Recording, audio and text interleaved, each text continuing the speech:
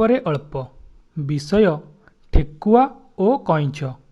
ଗୋଟିଏ ଜଙ୍ଗଲରେ ଗୋଟିଏ ଠେକୁଆ ରହୁଥିଲା। ସେ ତାର ଦ୍ରୁତଗତି ଦୌଡ଼ ପାଇଁ ବହୁତ ଗର୍ବ କରୁଥିଲା।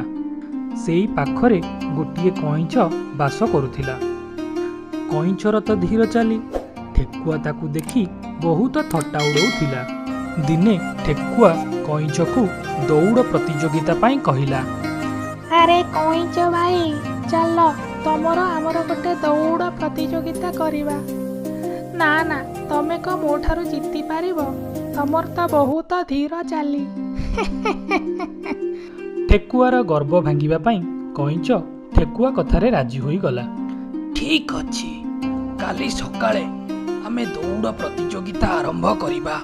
ମୁଁ ଯାଇ ସମସ୍ତ ପଶୁପକ୍ଷୀମାନଙ୍କୁ ଖବର ଦେଇ ଦଉଛି।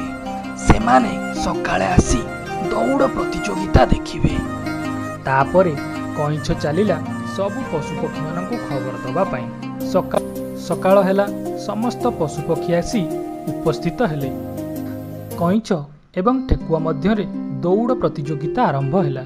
ଠେକୁଆ ପ୍ରଥମେ ଖୁବ୍ ଜୋରରେ ଦୌଡ଼ି ଅଧା ବାଟରେ ଗୋଟିଏ ଗଛ ମୂଳରେ ରହିଗଲା। ପଛକୁ ବୁଲି ଦେଖିଲା ବେଳକୁ କଇଁଛ ବହୁତ ଦୂରରେ ଅଛି। ସେ ଧୀରେ ଧୀରେ ଚାଲି ଚାଲି ଆସୁଛି।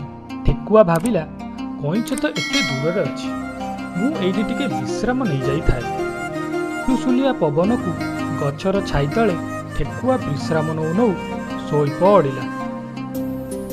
କଇଁଛ କୋଉଠି ବି ନ ରହି ଧୀରେ ଧୀରେ ଚାଲି ଚାଲି ଆସି ନିଜ ଲକ୍ଷ୍ୟସ୍ଥଳରେ ପ୍ରଥମେ ପହଞ୍ଚିଗଲା।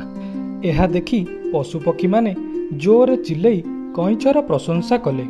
ପଶୁପକ୍ଷୀମାନେ ଚିଲେଇବାରୁ ଠେକୁଆର ନିଦ ଭାଙ୍ଗିଗଲା। ସେ ପୁଣି ଦୌଡ଼ିବାକୁ ଲାଗିଲା।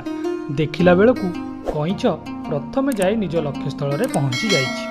ସେହି ଦିନଠାରୁ ନିଜର ଦ୍ରୁତଗତି ଦୌଡ଼ ପାଇଁ ଠେକୁଆର ଗର୍ବ ଭାଙ୍ଗିଗଲା।